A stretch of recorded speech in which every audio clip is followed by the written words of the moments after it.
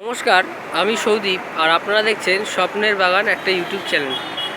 তো বন্ধুরা, আজকের এই ভিডিওটায় আমি যে বিষয়টা নিয়ে আলোচনা করতে চাই সেটা হচ্ছে একটা আমলকি গাছ। এই আমলকি গাছটা আমার ছাদ বাগানে মোটামুটি 2 বছর আগে লাগানো হয়েছিল। 2 বছর নয়, 1.5 বছর মতো হবে। তো 1.5 বছর আগে আমি এই গাছটা আমার ছাদে লাগিয়েছিলাম। তারপরে এই মোটামুটি পরের বছরই ফুল এসেছিল, কিন্তু সব ফুল ঝরে যায়। আবার পরের বার ফুল আসে, তখনও ফল ঝরে, ফুল একটাও দাঁড়ায়নি, সব ফুলই ঝরে গেছিলো। কিন্তু এখন মোটামুটি 1.5 বছর পর আবার দেখছি ফুল হয়েছিল এবং তাতে আমলকি ধরেছে।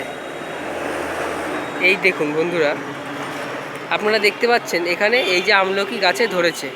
এখন আপাতত আমি হাত দিয়ে দেখানোর চেষ্টা করছি, ছোট, এটা আস্তে আস্তে আরও বড় হবে এবং সাইজও বাড়বে।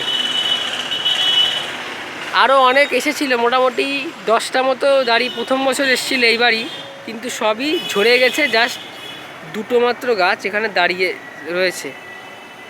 তো এই গাছটার ক্ষেত্রে আমি আপনাদের আগে গাছটা নিচের যে মেন গ্রাফটিং পয়েন্ট সেটা দেখাতে চাই।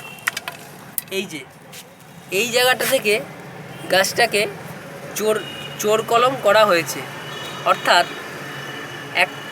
একটা বীজের আমলকি গাছের সাথে একটা মাতৃ আমলকি গাছ, যেটা মাদার প্ল্যান্ট বলা হয়, সেই গাছের সাথে ডালের সাথে জোর লাগানো হয়েছে। অর্থাৎ এই গাছের ছালের 50% ছাড়িয়ে আর সেই নতুন যেটা মাদার প্ল্যান্ট, সেই মাদার প্ল্যান্টের 50% ছাড়িয়ে 2টো করে 100% করে জোড়া লাগিয়ে গ্রাফটিং করা হয়েছে। এটাকে বলে জয়েন্ট গ্রাফটিং। এটা ভি গ্রাফটিং নয়। ভি যেটা করা হয় সেটা মাঝখান দিয়ে কেটে, এই গাছটার এই মাঝখান অংশটা কেটে আর মাদার প্ল্যান্টের একটা সায়ন, যেটাকে আমরা সায়ন বলি, বা একটা ডালও বলতে পারেন, সেই ডালটা ধরে গ্রাফটিং করা হয়। কিন্তু এটা জয়েন্ট গ্রাফটিং করা। এই গাছটা আপনারা দেখতে পাচ্ছেন মোটামুটি বেশ 1 ইঞ্চি মতো মোটামুটি গাছটার মোটা হবে গাছটা। আর এইগুলো হচ্ছে আমলকি গাছের পাতা। যারা আপনারা আমলকি গাছ আগে দেখেননি তারা দেখে নেন, এবং অবশ্যই আমি আশা করব আপনারা ছাদে এই আমলকি গাছ লাগাবেন। কারণ এখন দেখা যাচ্ছে বাংলাদেশের পাশাপাশি আমাদের ভারতবর্ষেও খুব সুন্দর ছাদ বাগানগুলোতে আমলকি হচ্ছে। আমি তো ভেবেছিলাম হয়তো গাছটাতে আমলকি হবে না, যেহেতু 2বার এসে ঝরে গেছে। তারপর শুনলাম যে স্ত্রী ফুল, পুরুষ ফুল, এই সমস্ত কিছুর ব্যাপারটা থাকে। তো স্ত্রী সব গাছেই থাকে, কিন্তু স্ত্রী ফুল নাকি এই গাছে খুব কমই আসে, সেই জন্যই ফুল অনেক ঝরে যায়। তারপরে আমি দেখলাম যে আমার গাছে 2টো মাত্র ফল দাঁড়িয়েছে। আরও আগে অনেক ফলই দাঁড়িয়েছিল, কিন্তু সেগুলো ঝরে গেছে। তো সে বিষয়ে তো আর কিছু করার নেই, ফল ঝরে গেলে এখন আপাতত এই 2টো আছে, এবং আমি আপনাদেরকে এই 2টো ফলই দেখানোর চেষ্টা করছি। আপনারা দেখুন, আপনারাও ছাদে অবশ্যই লাগান।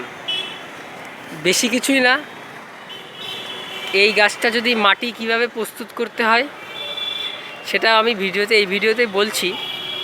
যেভাবে আপনারা নর্মাল গাছের মাটি তৈরি করেন ঠিক সেভাবেই করতে হবে। খালি জৈব সারটা খুব বেশি পরিমাণে দিতে হবে, অর্থাৎ 50%-এর বেশি, 60% এক্ষেত্রে আপনারা জৈব সারটা দেবেন, আর 40% সাধারণ মাটি, আর সাথে কিছু পটাশ আর কিছু ডিএপি দিতে পারেন, অল্প কিছু দানা দিয়ে গাছটাকে মাটিটা তৈরি করে মাটিটাকে মিনিমাম 3-10 রোদে শুকাতে হবে। তারপর আপনারা গাছটা লাগাতে পারবেন এবং গাছটা খুব তাড়াতাড়ি বাড়বে। আর এই আমলকি গাছের ক্ষেত্রে যেটা হয় সেটা হচ্ছে বছরে একবার অন্তত এর শিকড়টা কাটাই ছাঁটাই করে দিতে হয়। এর শিকড় খুব বাড়ে, খুব, যে টবটা আপনারা লাগাবেন সেই টবে কিন্তু গাছ পুরো ভরে যাবে। আমি এখানে দেখুন একটা প্লাস্টিকের ছোট বালতি, 10 ইঞ্চি সাইজের একটা বালতি, এই বালতির মধ্যে গাছটাকে লাগিয়েছি এবং এতে 2 বছর আছে। আমি প্রত্যেক বছর একবার বসন্তকালের টাইমে, অর্থাৎ ফেব্রুয়ারির শেষের দিকে, আমি পুরো গাছটাকে তুলে শিকড় ছাঁটাই করে দিই। তারপরে আবার গাছটা নতুন করে গ্রোথ গরম পড়ার সাথে সাথে চালু হয়। আর প্রত্যেক মাসে আমি এই গাছটাতে আপনারা তো জানেন ডিএপি আর পটাশ আমি ব্যবহার করি, সেটা আমি দিয়ে থাকি। আর সর্ষের খোল বীজে জল প্রত্যেক 15 দিন অন্তর দিতে হবে। এই গাছে ফল আসার পরে কিন্তু খাবারটা 15 দিন অন্তর সর্ষের খোল বীজে জল দিতে হবে, না হলে ফলগুলো ছোট অবস্থায় ঝরে যাবে এবং বেশি বড় কিন্তু হবে না। তো ধন্যবাদ বন্ধুরা, আজকে এটাই ছিল আপনাদের সাথে আমার ভিডিও। এই গাছটা আপনাদের সাথে শেয়ার করলাম এবং গাছটাকে পুরোটা আপনাদের ঘুরে দেখালাম। যদি ভিডিওটা ভালো লাগে অবশ্যই like, share, comment and subscribe. ধন্যবাদ।